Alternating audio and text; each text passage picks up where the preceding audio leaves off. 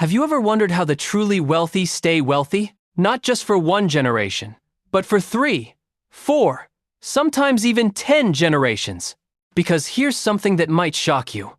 Most families lose their wealth by the 3rd generation. There's actually a saying about this. Shirt sleeves to shirt sleeves in 3 generations. The 1st generation builds it. The 2nd generation maintains it. The 3rd generation blows it. But then there are these other families, the ones you never hear about. They're passing down millions, sometimes billions, and nobody's talking about it. No flashy Instagram posts. No reality TV shows. Just quiet, systematic wealth transfer that happens completely under the radar. Here at Simple Money, we've spent years studying how money actually moves between generations. And what we've discovered is fascinating. The ultra-wealthy aren't just passing down money, they're passing down something far more valuable, and most people have no idea this system even exists. Today, I'm going to reveal the 5 ways rich people quietly pass down wealth. And more importantly, why this matters for you, even if you're starting from zero. Because here's the thing.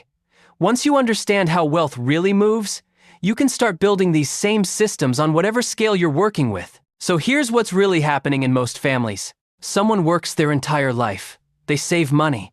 Maybe they build a small business or climb the corporate ladder.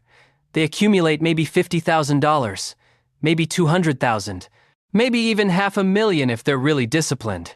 They feel good about this. They think, I'm leaving my kids something. I'm breaking the cycle. But then they die. And within 18 months, that money is gone. The kids use it to pay off debt, or buy a car, or take a vacation because mom would have wanted us to enjoy life. One emergency happens and boom, the inheritance evaporates. This isn't because the kids are bad people. It's not because they're financially irresponsible necessarily. It's because nobody taught them what to do with it. More importantly, nobody built a system to protect the wealth. Now contrast this with wealthy families. When someone in a wealthy family dies, the wealth doesn't just transfer, it multiplies. The grandchildren end up richer than the grandparents. How is this possible? What do they know that everyone else doesn't? Here's the uncomfortable truth. The wealthy have built legal structures and family systems that make wealth transfer automatic, inevitable, almost impossible to mess up. While everyone else is playing checkers, they're playing chess. And most people don't even know the chessboard exists. Think about it this way. If I hand you $10,000 cash right now, you have to decide what to do with it. That's dangerous, because humans are terrible at making good financial decisions in the moment. But if I hand you a trust fund that pays you $500 a month for the rest of your life and you can't touch the principal, completely different outcome. The structure makes the decision for you. That's the difference. So let's talk about the first way wealthy people pass down wealth. I call this the trust fund truth. When most people hear trust fund, they think of spoiled rich kids driving sports cars. But that's not what trusts actually do in wealthy families. A trust is basically a legal container. You put assets inside it, then you write very specific rules about how those assets can be used. Here's why this matters. When you inherit money directly, it becomes your money, which means it's exposed to everything in your life. Your divorce, your lawsuit, your bankruptcy, your bad decisions at 2 a.m. But when wealth is held in a trust, it's protected, not just from you, but for you. Wealthy families use what are called generation-skipping trusts.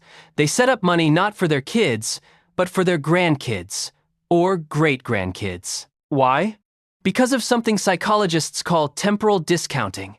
Basically, we're really bad at valuing future benefits. If money is available now, we'll use it now, even if waiting would be smarter. But if the money legally cannot be touched for 20 years, suddenly there's no decision to make. The money just grows, compounds, multiplies. Let me give you a specific example. The Rockefeller family has been wealthy for over 140 years, 6 generations. How? They created trusts that their descendants couldn't raid.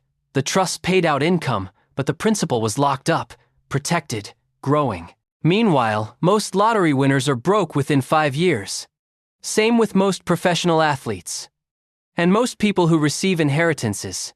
The difference isn't the amount of money, it's the structure around the money. Here's what makes this particularly powerful. Trusts can have conditions. You only get money if you graduate college, or start a business, or stay married, or avoid drugs. Is this controlling? Maybe. But it's also incredibly effective at shaping behavior across generations. The wealthy understand something most people don't. Money without structure is dangerous. Structure without money is pointless. But money plus structure? That's generational wealth. The second way wealthy people pass down wealth is what I call the asset handoff. Most people think inheritance means getting money when someone dies. But wealthy people rarely pass down cash. They pass down assets that produce cash. There's a massive difference. When you inherit $10,000, you spend it. When you inherit a rental property that generates $10,000 per year, you keep it. Wealthy families are constantly moving, appreciating assets down the generational ladder. Real estate, business ownership, stock portfolios, mineral rights, intellectual property. And here's the clever part. They often do this while they're still alive, using the annual gift tax exclusion. Right now, you can give someone $18,000 per year without any tax consequences. Wealthy people max this out every single year, to every family member. Think about the math. A couple with 3 kids and 6 grandkids can move $324,000 per year out of their estate, tax-free. Every year. Over 20 years, that's nearly $6.5 million transferred. And if those assets appreciate during that time, even better. But here's where it gets really interesting. They're not just giving away assets, they're teaching the next generation how to manage them. When a wealthy teenager turns 16, they might not get a car bought for them. Instead, their parents might help them buy a rental property. The kid has to manage it, deal with tenants, handle repairs, learn the business. By the time they're 30, they've been a landlord for 14 years. They understand real estate. They've made mistakes on a small scale, and now they're ready to manage serious wealth. Compare this to the average person. They inherit money at age 50 after their parents die. They've never managed investments, never owned real estate, never run a business. And we expect them to suddenly become financially sophisticated? It doesn't work. The wealthy are running a decades-long training program. The asset transfer is just the final exam. Here's a specific scenario. Let's say you own a small business worth $2 million. You could sell it, pay capital gains taxes, and leave your kids $1.5 million in cash. Or you could gradually transfer ownership to your kids over 10 years. They work in the business, learn the operations, build relationships with customers, and when you die, they own a business they know how to run. One approach gives them money, the other gives them a money-generating machine they're trained to operate. This is why wealthy families often own businesses for generations. Not because they're sentimental, because they're strategic. The third method is something I call the education investment. But this isn't about paying for college. That's table stakes. I'm talking about something much deeper. Wealthy families invest in specialized education that creates earning power, and they start young. A wealthy kid might attend a $5,000 summer program on entrepreneurship at age 12. They're traveling to developing countries on service trips that teach them about global markets. They're getting private tutoring not just in math, but in negotiation and public speaking. By the time they're 18, they've been trained in skills that directly translate to earning and managing money. But here's what's really happening beneath the surface. They're also buying Access, that expensive private school. Sure, the education is good, but more importantly, their kid is now friends with the children of CEOs, senators, and investors. Those friendships become business partnerships, job opportunities, investment deals, access to information and opportunities that never get posted publicly. This is what sociologists call social capital, and it's often more valuable than financial capital. Think about it this way. If you need to raise money for a business idea, and your college roommate's dad runs a venture capital firm, your odds just went up dramatically. If you're looking for a job, and your childhood friend's mom sits on the board of 3 companies, you're not applying through the website. Wealthy families understand that who you know determines what opportunities you even learn about. So they're very intentional about putting their kids in rooms with other wealthy kids. Is this fair? Absolutely not, but it's incredibly effective. Here's the psychology behind this. Success in modern economy isn't just about what you know, it's about who trusts you. And trust is built through relationships over time. Wealthy families are manufacturing those relationships, starting in childhood. Meanwhile, most families are focused purely on academic performance. Good grades, test scores, getting into college. But they're not thinking about who their kids are meeting. what networks they're building, what social capital they're accumulating. By the time both kids are 30, the wealthy kid has a completely different opportunity landscape. Not because they're smarter, because they're connected. And those connections generate wealth that gets passed down through introductions, partnerships, and opportunities. Now here's the fourth way, and this one is particularly sneaky. I call it the family bank system. In wealthy families, there's often a formal or informal bank that exists just for family members, and it operates completely differently than a regular bank. Let's say a family member wants to start a business. Instead of going to a bank and getting a business loan at 8% interest, they go to the family bank. The family bank might loan them the money at 3%, or even 0%, with flexible repayment terms. And if the business fails, there's understanding, not bankruptcy. But here's the catch. There are still expectations. You have to present a business plan, explain your thinking, report progress, treat it seriously. This does something brilliant. It teaches financial responsibility while removing the harsh consequences of failure. A wealthy kid can fail 3 times learning business. A poor kid fails once and they're buried in debt for 10 years. This is how wealthy families transfer wealth while building capability. The money circulates within the family ecosystem instead of being extracted by banks and creditors. But it gets even more interesting. These family banks often fund education, home purchases, and business ventures across generations. When a grandchild wants to buy a house, the family bank provides the down payment. Maybe it's a loan, maybe it's a gift, but it keeps wealth in the family instead of paying interest to strangers. Here's a specific example. Let's say your daughter wants to buy her first home. You could give her $50,000 for a down payment. Or you could loan her $50,000 at 2% interest with the understanding that if she holds the house for 10 years, the loan is forgiven. Now she has skin in the game. She's paying something, so she values it. But the money is cycling back to you, and eventually back to her. The wealth never leaves the family system. Compare this to a typical scenario. Someone takes out a massive mortgage, pays hundreds of thousands in interest to a bank over 30 years. That money is just gone, extracted from the family. Wealthy families have figured out how to be each other's bank, and that keeps wealth multiplying internally instead of leaking out. The psychology here is crucial. When money comes with relationship and accountability, people treat it differently than anonymous bank debt. You might default on a credit card, but defaulting on a loan from your grandfather? That's a different psychological weight. The fifth way is what I call the values transfer. And honestly, this might be the most important one. Because here's what I've discovered. Wealthy families don't just pass down money, they pass down beliefs about money. In wealthy families, kids grow up hearing certain messages. Money is a tool. Wealth is built over generations. We invest for the long term. We take calculated risks. We own assets. These aren't just nice ideas. They're operating systems that get installed in childhood. Compare this to the messages most people grow up with. Money doesn't grow on trees. We can't afford that. Rich people are lucky or greedy. Save your money. Don't take risks. Both sets of beliefs are passed down with love, but they create completely different financial outcomes. Wealthy families talk about money constantly. At dinner, during family meetings, while reviewing investments together. Money isn't taboo. It's not rude. It's just another topic, like sports or politics. This means kids grow up financially literate. Not from a class, from osmosis, from watching, from participating in conversations. They hear their parents discussing real estate deals, debating stock picks, analyzing business opportunities.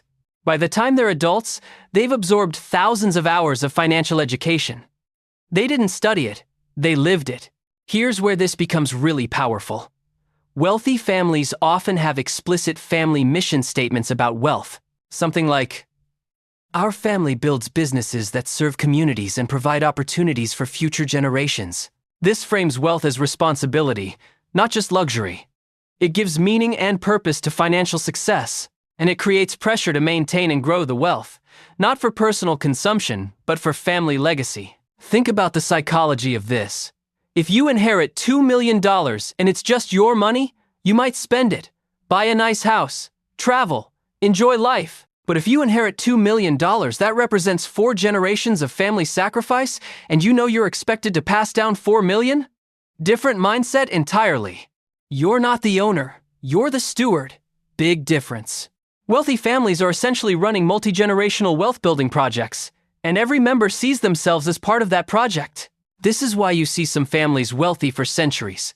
The Rothschilds, the Rockefellers, the Waltons. They've institutionalized wealth building as a family identity.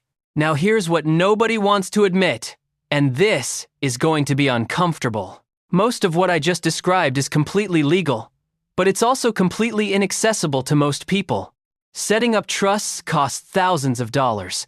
You need lawyers, accountants, financial advisors. That's expensive.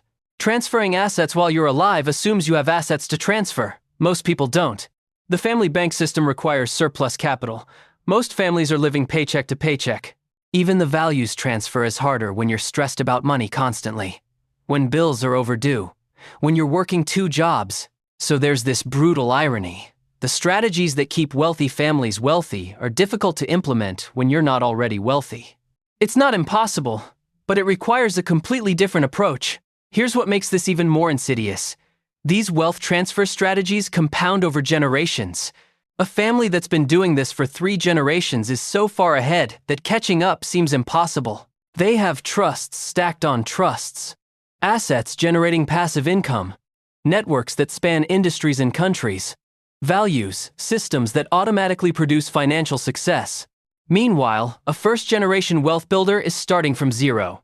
No trusts, no assets, no network, and possibly some harmful money beliefs to overcome. This is the hidden inheritance gap. It's not just about how much money you inherit. It's about inheriting systems, knowledge, networks, and values. But here's where things get interesting. And honestly, kind of hopeful. You can start building these systems now, on whatever scale you're working with. You don't need millions to start teaching your kids about money. You can talk about it at dinner. Explain your financial decisions. Include them in age-appropriate money discussions. You don't need a formal family bank to help your kids with loans instead of making them use credit cards. You can create informal agreements. Keep money in the family system. You don't need expensive private schools to build your kids' networks. But you can be intentional about communities you join, programs you enroll them in, relationships you foster. You can't set up a complex trust right now, but you can open a custodial investment account. Start teaching them about assets that appreciate. The principles scale, the specific tactics might be different, but the underlying system thinking can start today. Let me tell you about Marcus. Marcus grew up in a working-class family. His parents worked hard, saved money. When they died, they left him and his sister $75,000 each. Marcus was in his early 40s. He had credit card debt, a mortgage, kids heading toward college. He used $30,000 to pay off the credit cards. Felt amazing. That weight lifted. Finally free. He put $20,000 toward his mortgage. Knocked 5 years off the loan. Smart move, he thought. He took his family on a vacation they'd been dreaming about. $5,000. Memory of a lifetime. His parents would have approved. The remaining $20,000 sat in his checking account. His car broke down. Needed $6,000 in repairs. His roof started leaking. $8,000 to fix. His daughter needed a laptop for college. $2,000. Within 2 years, the entire inheritance was gone. Marcus isn't financially irresponsible. He made reasonable decisions with the money. He didn't blow it on stupid stuff. But here's what Marcus didn't realize. He was consuming the inheritance, not building with it. Every dollar he spent was a dollar his kids wouldn't inherit. The wealth stopped with him. His parents had worked their entire lives to accumulate that money. Marcus processed it through his life in 24 months. And the cycle started over. Marcus's kids will start from zero, just like he did. Maybe they'll do a little better. But there's no compounding, no acceleration, no generational wealth building. Now, let me tell you about Jennifer. Jennifer inherited roughly the same amount, $70,000 when her parents died. But Jennifer did something different. She talked to a financial advisor before touching the money. She used $25,000 to max out her retirement accounts for the year, and her spouse's accounts. That money immediately started growing tax-advantaged. She took $30,000 and bought a small rental property. Had to get a mortgage for the rest, but the rental income covered the payment. She put $10,000 into a custodial investment account for each of her 2 kids. Then she set up automatic monthly contributions of $100 to each account. She kept $5,000 as an emergency fund buffer. Now here's what happened. The retirement accounts grew over 15 years. That $25,000 became $75,000. The rental property appreciated, and the mortgage got paid down by tenants. 15 years later, she owned a property worth $180,000, free and clear. The kids' accounts grew to $40,000 each by the time they turned 18. Between the initial $10,000, the monthly contributions, and compound growth, Jennifer turned $70,000 into $335,000, while Marcus turned $75,000 into zero. Same starting point, completely different outcome. And here's the key. Jennifer's kids aren't starting from zero. They're starting with $40,000 each, and a mom who taught them about assets. When Jennifer dies, she'll leave them the rental property plus whatever else she's accumulated. Her grandchildren will start even further ahead. This is how generational wealth actually gets built. The difference wasn't that Jennifer was smarter than Marcus, or more disciplined. She just understood one thing Marcus didn't. Inheritance isn't money to spend, it's capital to deploy. Here's what most people don't realize, and this is the real secret wealthy families understand. Wealth building isn't actually about money, it's about systems. The money is just the scoreboard. The game is building systems that automatically produce, protect, and multiply wealth. Trusts are systems. Asset portfolios are systems. Family banks are systems. Values transfers are systems. When you inherit money, you're not inheriting wealth. You're inheriting stored energy that you need to convert into a system. Most people consume the energy. Wealthy people build systems with it. And here's the beautiful part. Once you build the system, the amount you started with matters less than you think. A mediocre system with a lot of money often produces worse results than a great system with a little money. Because systems compound. They get better over time. They become more efficient, more automatic, more powerful. This is why some immigrant families build wealth in 2 generations, while some lottery winners are broke in 2 years. It's not the money. It's never the money. It's the system thinking. When wealthy people look at $50,000, they don't see a windfall. They see the seed capital for a system. Maybe that system is a rental property that generates income. Maybe it's an index fund that grows for decades. Maybe it's a business that can be passed down. But they're always thinking, how do I turn this into something that works when I'm not working? How do I make this compound? How do I protect this from my own bad decisions? Most people think, what can I buy with this? Wealthy people think, what can I build with this? It's a completely different question, and it leads to completely different outcomes. The uncomfortable truth is that most people are taught to be consumers, not builders. We're taught to spend wealth, not create systems. And that's why the wealth gap keeps growing. Not because wealthy people are hoarding money, but because they're building systems that automatically generate more wealth while everyone else is stuck in consumption mode. So let's bring this all together. The 5 quiet ways wealthy people pass down wealth. The trust fund truth. Using legal structures to protect wealth and control behavior across generations. The asset handoff. Transferring appreciating assets instead of cash, and training the next generation to manage them. The education investment. Building earning power and social capital through strategic education and relationships. The family bank system. Keeping wealth circulating within the family instead of paying it out to institutions. And the values transfer. Installing beliefs and operating systems about money that automatically produce wealth. These aren't character traits. They're not genetic advantages. They're learnable systems that compound over time. You might not be able to implement all of them right now, and that's okay. But you can start thinking systematically instead of transactionally. You can start talking to your kids about money, teaching them that wealth is built, not found. You can start buying assets instead of liabilities, even small ones, even if it's just a single share of stock. You can start keeping money in the family system, helping each other instead of enriching banks and credit card companies. The question isn't whether you can build generational wealth starting from where you are. The question is whether you're willing to think like a wealth builder instead of a wealth consumer. Because once you make that shift, everything changes. Not overnight, but inevitably. The wealthy families who stay wealthy for generations didn't start with millions. They started with this insight. that wealth is a system, not a number. And systems can be built by anyone willing to think long-term and act strategically. So what system are you building?